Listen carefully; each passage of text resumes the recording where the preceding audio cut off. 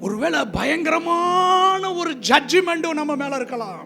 ஆண்டவர் நம்ம குடும்பத்துக்கு மேல கோபமா இருக்கலாம். ஒருவேளை கணவன் செஞ்ச பாவமோ, மனைவி செஞ்ச பாவமோ, பிள்ளைகள் செஞ்ச பாவமோ அப்படின்ற ஒரு நியாய தீர்ப்புல நம்ம நின்னுகிட்டு இருக்கலாங்க. பாட்டன் செஞ்ச பாவமோ, பூட்டி செஞ்ச பாவமோ, அக்கிரமமோ, யார் செஞ்ச பாவம், யாருடைய சாபம், யாருடைய அக்கிரமம், யாருடைய மீறுதல் அப்படின்னு இருக்கலாம். ஆனா வேற வழியே இல்லையா, அழிவு தானா அப்படின்னு இருக்கலாம். ஆனா உண்மையான மனம் திரும்புதல் வந்துருச்சுன்னு வச்சுக்கங்க, அங்க கர்த்தர் கோபத்தை காட்ட மாட்டாரு, அங்க இரக்கத்தை ஆண்டவர் காட்டுவாரு.